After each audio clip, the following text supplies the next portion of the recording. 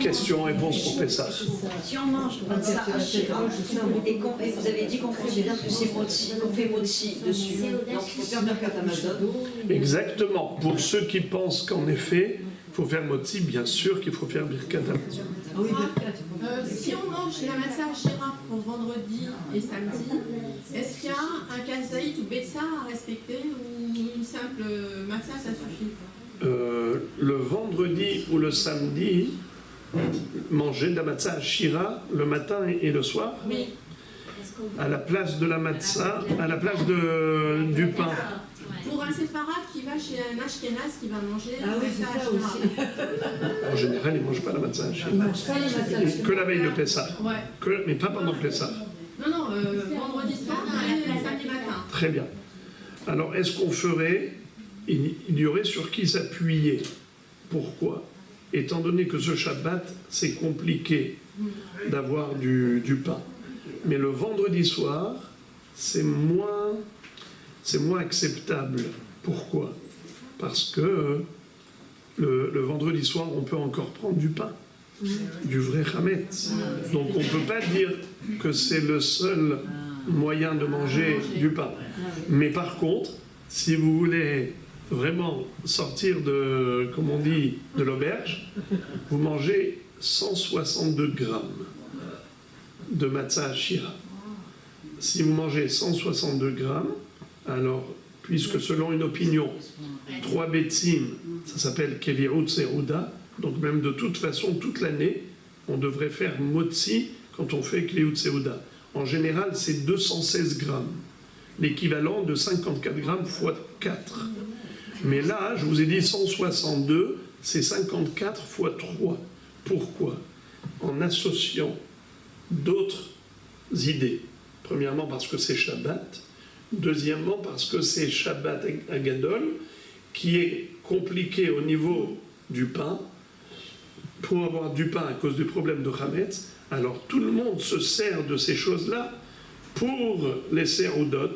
Alors on pourrait éventuellement s'appuyer sur ceux qui disent que déjà 3 kabetza, ça suffit pour être kviut seuda.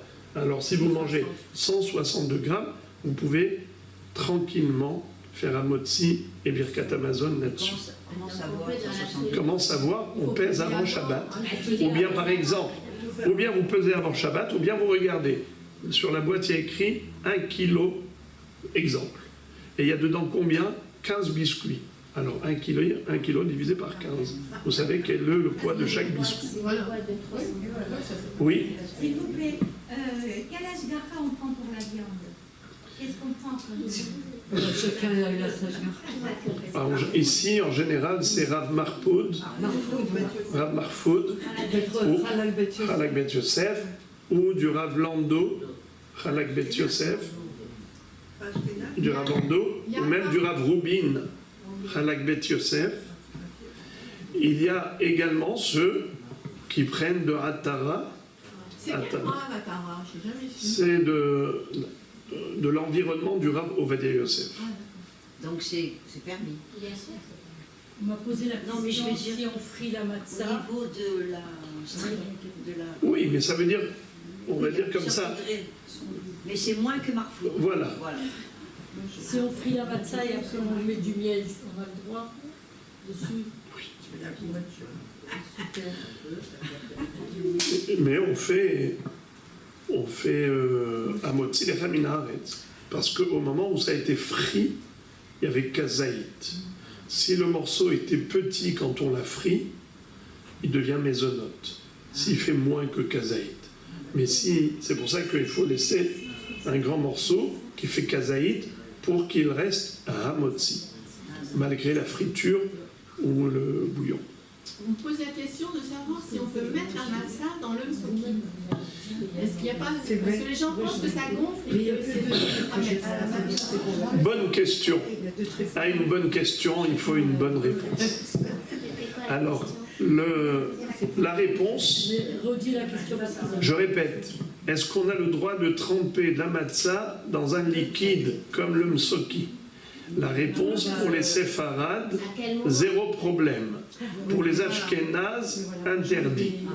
C'est-à-dire, il y a une notion de shrouya. Shrouya, c'est un mot qui en hébreu veut dire tremper. Tremper. Les Ashkénazes s'interdisent de tremper la matzah pendant Pessah, alors que les Séfarades se permettent. Quelle est la différence? La halakha, dans l'absolu, c'est que c'est permis. Pourquoi c'est permis? Parce qu'il n'y a pas de raison d'interdire. C'est-à-dire qu'une matzah qui est déjà cuite, tu la mets dans l'eau, même si elle gonfle. Ça ne s'appelle pas de la fermentation. La fermentation n'est possible que lorsque la farine est crue et pas lorsqu'elle est cuite. Une fois que c'est cuit, il n'y a plus de fermentation possible. Donc on peut prendre une matzah cuite et la mettre dans l'eau, dans la soupe, zéro problème. Seulement les Ashkénazes se sont interdits même ça.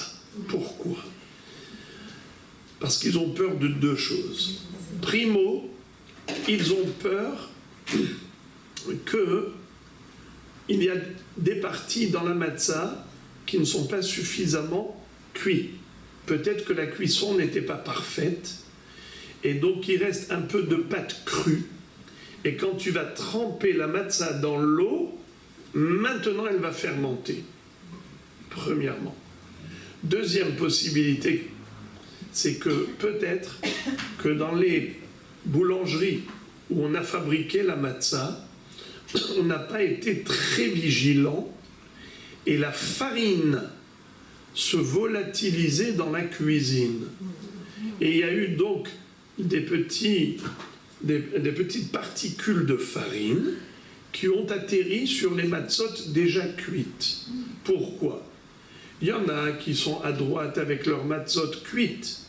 Il y en a qui sont à gauche en train de pétrir. Et au moment où ils pétrissent, ils font un mouvement de rotation qui envoie la farine un peu partout dans la cuisine. Alors même si on ne voit pas, mais il y a dans l'air des particules de farine. Et quand elles atterrissent sur la matzah, après ça tu fais entrer la matzah dans le bouillon, eh bien qu'est-ce qui va se passer? Cette farine crue va fermenter. Alors c'est la raison pour laquelle ils s'abstiennent de manger de la shrouya. Mais aujourd'hui, on fait très attention à ce que l'endroit où on dépose les matzot cuites ne soit pas dans le secteur où on pétrit la pâte pour la matzah. Comme ça, il n'y a aucun risque de transfert de farine d'un endroit à l'autre pour arriver sur la matzah. Oui. Histoire de jour, pendant Chag, on n'a pas le droit, et pendant la Moadoui, pour les soirées? Il y en a qui ne prennent pas les premiers jours. De quoi? Non, peut-être elle veut dire que les premiers jours, les gens ils mangent la matzah. Alors, je vais vous dire à quoi peut-être vous faites allusion. Vous faites allusion dans la diaspora le 8e jour. Les Ashkénazes qui vivent en dehors d'Israël et qui gardent 8 jours de Pessah. Alors le 8e jour, pour nous, c'est déjà... C'est fini. C'est fini la fête. Alors, mais eux, c'est encore la fête Midera Banan. Étant donné que c'est que Midera Banan, alors ils n'appliquent pas les Khumrot. Tout ce qui est Khumra, par exemple les Kitniot, par exemple la Shrouya, alors le 7e jour, ils permettent. Pourquoi? Parce que ce n'est pas du Hametz, c'est juste un excès de zèle, c'est une Khumra.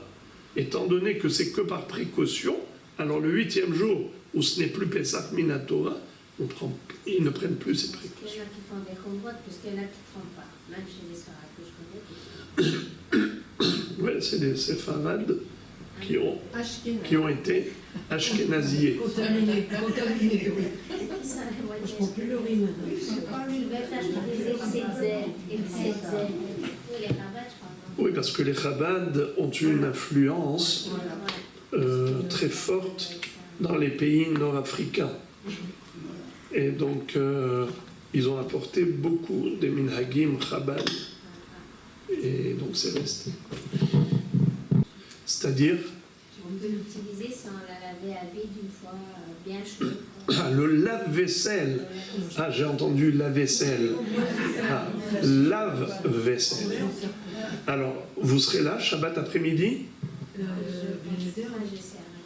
Ah, parce que je pensais justement traiter de ce sujet, mais puisque vous posez... Tu l'avais pas. Même des éviers, c'est. Les éviers, je sais qu'en France, ils nous interdisaient tout évier. Ici, depuis 2 ans, j'entends qu'on peut cachériser toutes sortes d'éviers. Alors ça perturbe un peu. C'est vrai, on comprend rien. C'est un inox, oui, on peut. Non, même si c'est pas un inox, tout les éviers. En fait, Je dirais qu'ils ont allégé des...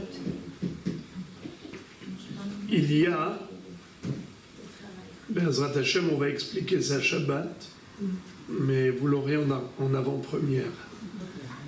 C'est que les lois de cachérisation, elles sont basées sur des principes. Il y a des principes.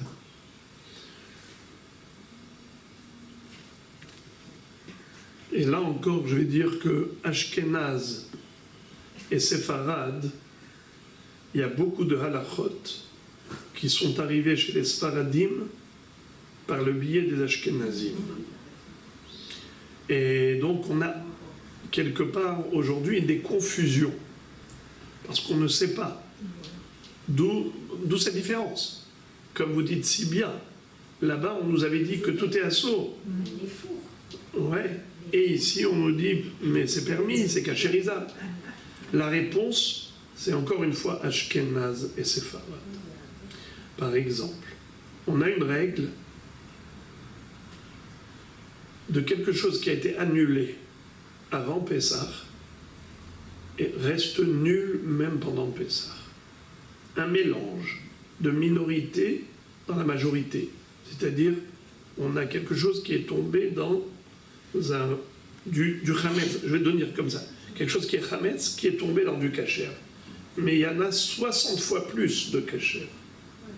Normalement, pour tout ce qui est interdit, si on a 60 fois plus dans le volume du kasher, ça devient permis, parce que cette infime minorité est annulée dans la majorité. Mais à Pessah, ça n'existe pas. Même dans 1000 fois plus, même une goutte de chametz, une goutte de bière, dans une marmite qui fait une tonne de viande, tout est interdit. Si ça se passe pendant Pessah. Mais si ça s'est passé avant Pessah, c'est là la marloquette. Pour les Sfaradim, Eno Hoser Veniro, ça s'est annulé au moment où ce n'était pas encore interdit, eh bien c'est nul. Et après, ça ne se réveille pas à Pessah. Pour les Ashkenazim, ils sont mahmirim. Ils disent oui, mais ça se réveille à Pessah. Ou bien, par exemple, on a une notion de noten ta'am lifgam, un mauvais goût, quelque chose qui donne un goût mauvais, même si à l'origine c'était assourd, mais comme ça donne un mauvais goût, ça ne peut pas rendre un aliment interdit. Exemple, quelqu'un qui s'est trompé et il a cuit un plat de viande dans une casserole de lait. Si cette casserole de lait elle était propre, quel est le din de ce plat de viande, kasher ou pas kasher?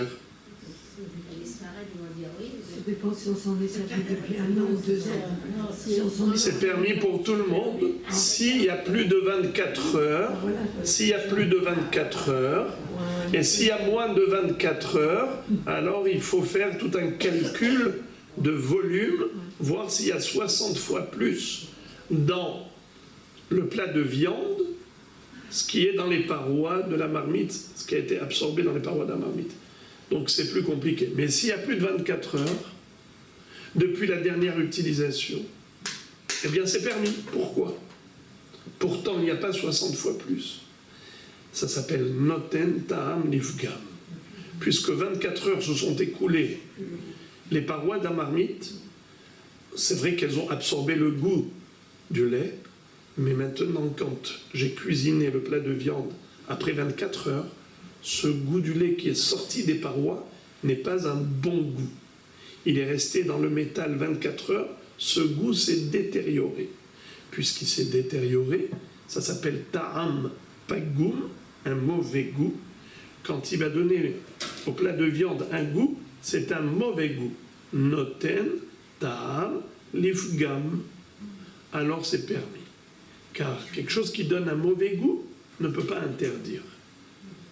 Que si ça donne un bon goût. Est-ce que ça c'est applicable même à Pessah ou pas? Ashkenaz, Séfarad. Séfarad, permis, comme toute l'année. Ashkenaz, interdit à Pessah.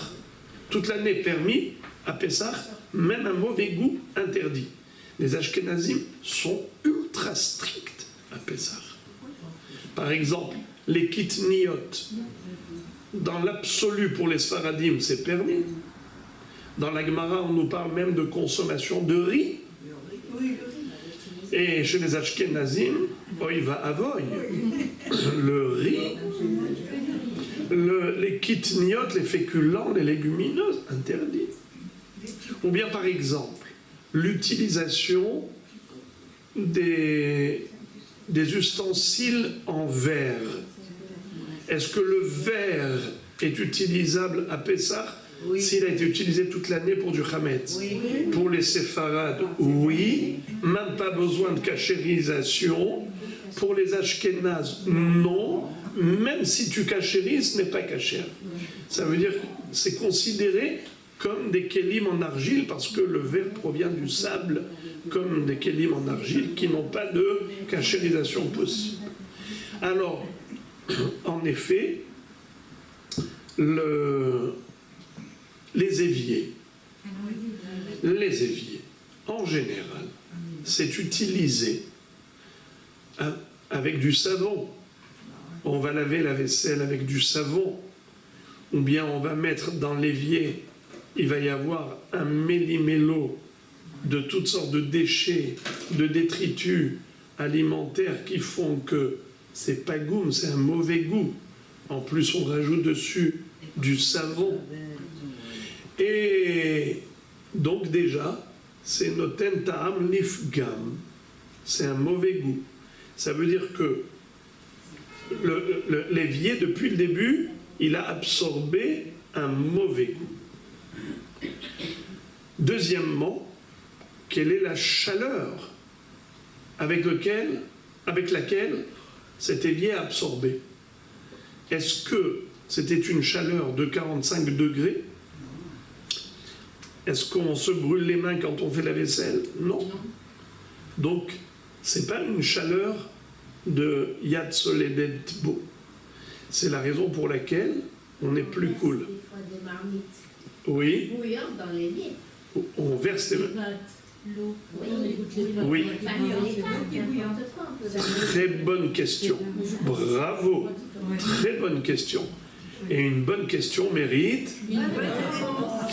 Alors, il y a un principe très très important, c'est en holchim bakeli ela ahar rov tashmisho.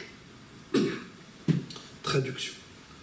Tout keli qui doit être cachérisé, il doit être cachérisé à la température habituelle, c'est-à-dire si c'est un keli qui est absorbé avec du feu, il faudra le cachériser avec le feu.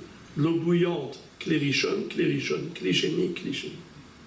Mais quel est le din si par exemple on a un keli dont la majorité des fois c'est dans cette température, mais parfois, de manière exceptionnelle, on l'a utilisé dans une température supérieure. Je prends un exemple.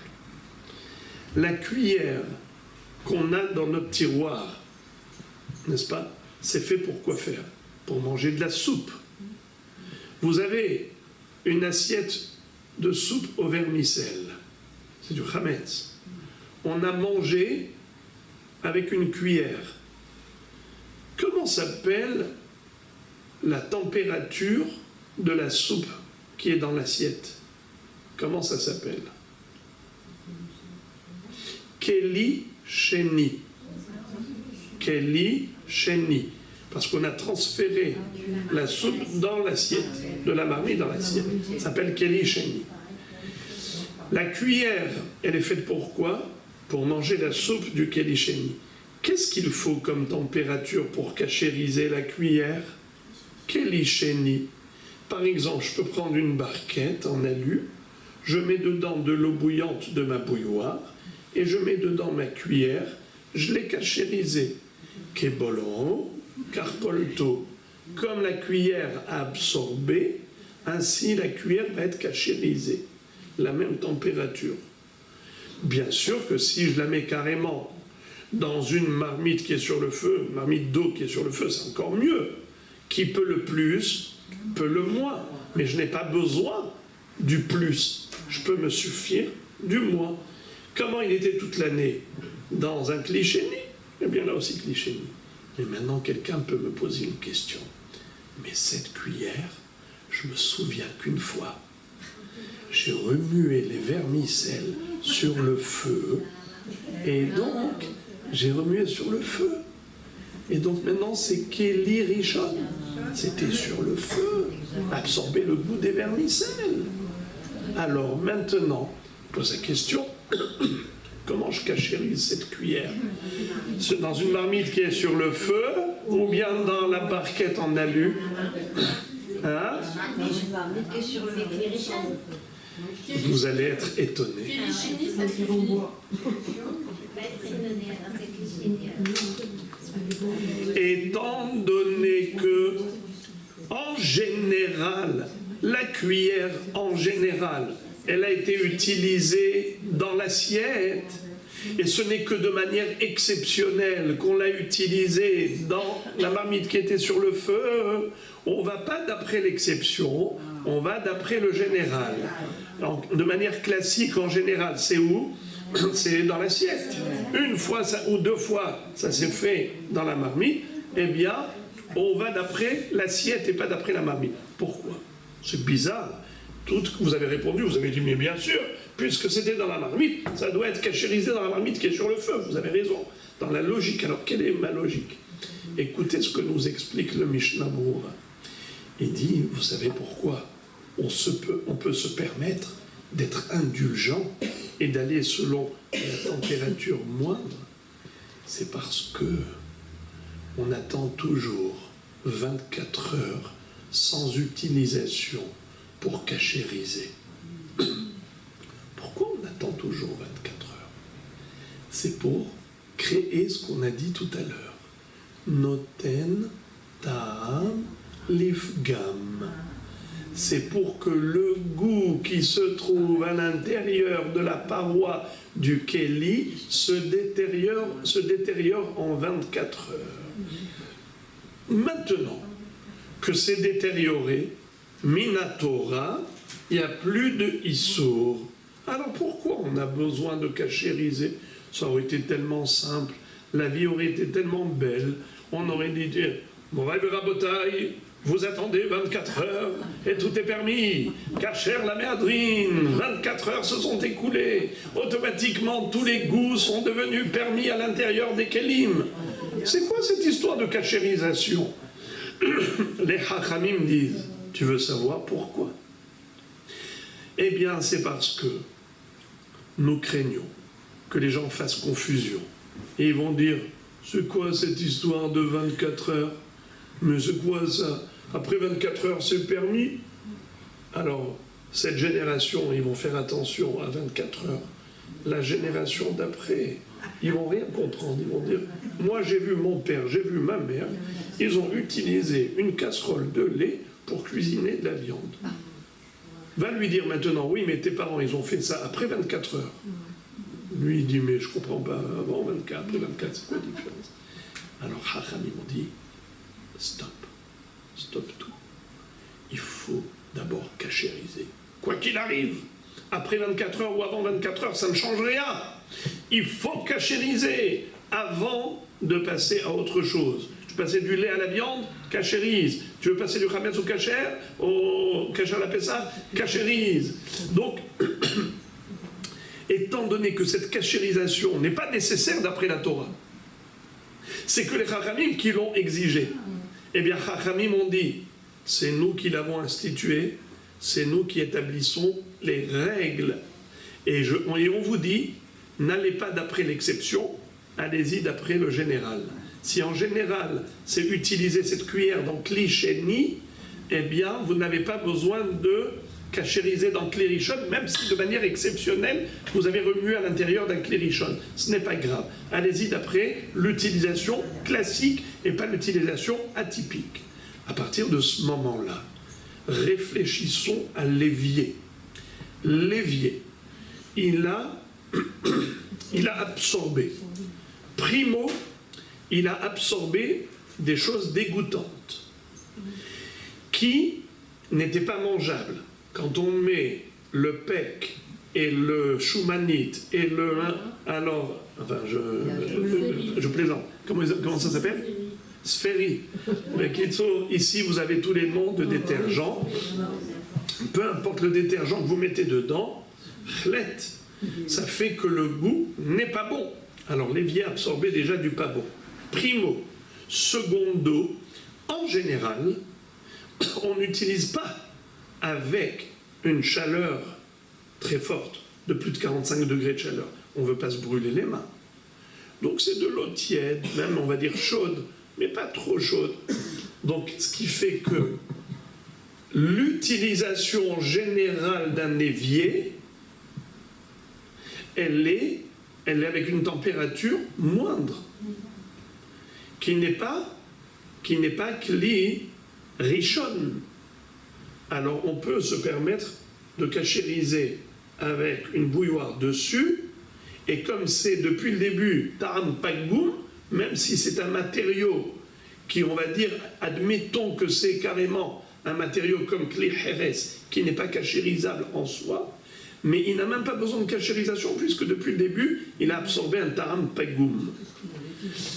Maintenant, écoutez ce que dit le Rav Ben Sion Abba Shaul pour les plans de travail ou les tables. Il dit que les plans de travail n'ont même pas besoin de cachérisation. Pourquoi? Parce qu'il dit la majorité de l'utilisation sur les plans de travail, c'est à froid. Oui, c'est vrai. Mais nous, on ne fait pas ça. Nous, on est mahmir. On est bouillante.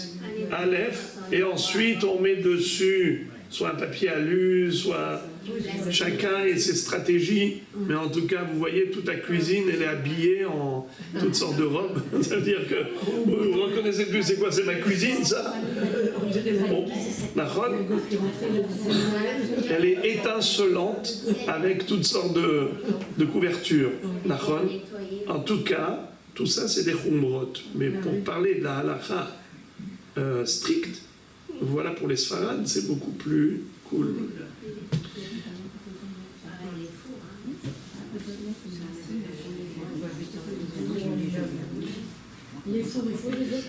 J'ai omis de dire qu'il y a des personnes qui veulent terminer totalement avec le Hametz avant Pessah. Ils ne veulent plus voir le Hametz, ni pitote, ni pas pitote, rien. Laisse-moi tranquille, je ne veux plus voir le Hametz chez moi à la maison. Alors, ils utilisent quoi? Des matzot, comme on a dit, frites. Tu mets dessus de l'œuf, tu mets à frire, tu fais dessus motzi. Là, non, c'est sympa. C'est du jamais vu, mais c'est sympa. Mais, ou bien, par exemple, mis dans le bouillon, comme on a dit, on a tiré la marmite de bouillon du feu, on a attendu que ça se calme, on a mis dedans les matzot. Après 25 secondes, on a vidé le jus, on a laissé sécher. Et une fois que c'est sec, on a des matzot au goût de poulet. Après ça, on fait motzi dessus, ou bien, bon, peu importe chacun comment il va bouillir ses matzot. Imaginons quelqu'un comme ça qui adopte cette formule, qui est un conseil du Rav Ovadia Yosef. Alors, il a terminé avec Hametz depuis quand? Puis avant Shabbat. Cette personne, le matin, vendredi matin, elle brûle tout le Hametz. Tout. Et après ça, elle fait le bitoul Hametz. L'annulation du Hametz. Pourquoi? Parce que ça y est, elle a terminé. Elle abandonne, elle annule, elle dévalorise. Ke'afra de'ara, comme la poussière de la terre. Mais quelqu'un qui ne va pas faire ça, quelqu'un qui va garder des pitotes pour vendredi soir, eh bien cette personne-là ne peut pas faire le bitoul vendredi matin, parce que c'est de la blague. Qu'est-ce qu'il dit dans le bitoul? Je déclare une annulation totale, j'abandonne totalement, je dévalorise totalement tout Hametz que j'ai comme la poussière de la terre. Ouais, mais qu'est-ce que tu as gardé? 3 pitotes pour ce soir et 2 pour demain matin? C'est ça la poussière de la terre? Franchement, tu manges de la poussière ou quoi? Alors, il ne peut pas se moquer du monde, surtout pas de soi-même. Il faut être cohérent. Si tu gardes du Hametz pour Shabbat, tu ne peux pas faire le bitoul vendredi matin. Mais si tu as liquidé tout Hametz, tu feras le bitoul vendredi matin. Alors, reprenons. Ceux qui gardent du Hametz, le vendredi matin, ils brûlent juste symboliquement, pour que les années suivantes, ils se souviennent qu'il avait brûlé le Hametz avant Hatzot, comme tous les ans, pour que ça marque les esprits. Dans l'absolu, on aurait pu brûler même vendredi après-midi, puisqu'on garde des pitotes pour Shabbat, alors bof. Eh bien non. Si tu brûles le matin. Pourquoi? Parce que si l'année suivante, les enfants qui t'ont vu cette année brûler l'après-midi, ils vont dire « Moi, j'ai vu mon père brûler la veille de Pessah, l'après-midi. Hasve Shalom, quand ça va être un Pessah normal, il va laisser le Hametz à la veille de Pessah l'après-midi. C'est très grave. Il faut l'éliminer la veille de Pessah 1 heure avant Hatzot. Alors c'est la raison pour laquelle, même cette année, où on va garder peut-être éventuellement des pitotes, si tu brûles une partie du Hametz le matin, puisque tu as fait l'abdika l'avant-veille, eh bien, tu feras, comme on a dit, avant Hatzot, mais tu ne feras pas le bitoul pour ne pas être en auto-contradiction et en incohérence.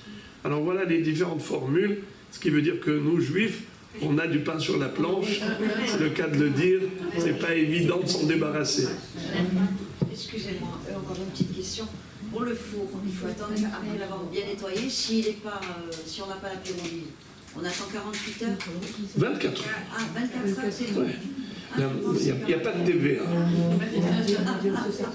Bon, merci. Moi j'ai acheté un four exprès. 24 heures et on laisse brûler. Mais pas les plaques. Les plaques, il faut les changer. Oui, merci.